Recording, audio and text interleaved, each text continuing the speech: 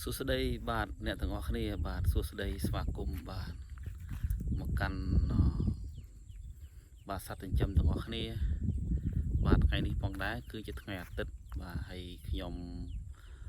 នាំបាទខ្ជូតពពីបាទមកកំសាន្តនៅតាមវាលស្រែបាទទេសភាពវាលស្រែនៅក្នុងប្រទេសកម្ពុជាបាទពិតជាស្រស់ស្អាតមែនទែនបាទនៅជាទិដ្ឋភាពជាក់ស្ដែងបាទថ្ងៃនេះខ្ញុំយកពពីបាទមកដើរលេងនៅកន្លែងវាលស្រែបាទចេញ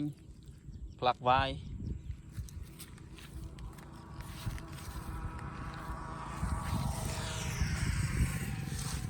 ផ្លាក់វាយ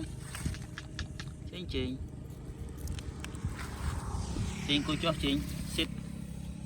អូខេចេញក្រាប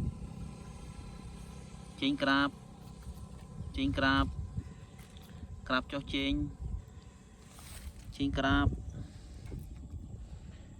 ចេញឆ្លាតចេញក្រាបកូនចេញក្រាបចុះមកកូនក្រាបចុះណាចេញឆ្លាតក្រាបអូខេក្រាប down ក្រាបអត់ក្រាបទេក្រាបមកកូន sit ក្រាបមកក្រាប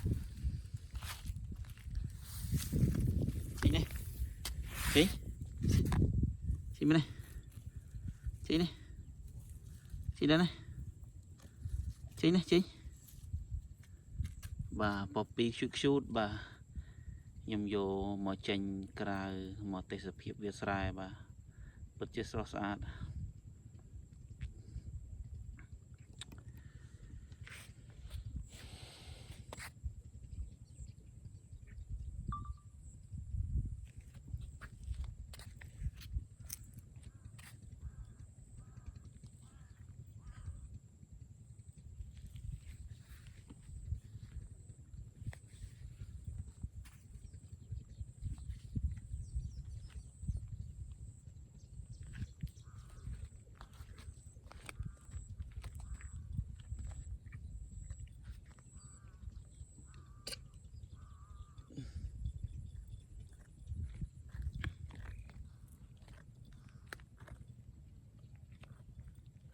ចេញធ្វើអីចេញ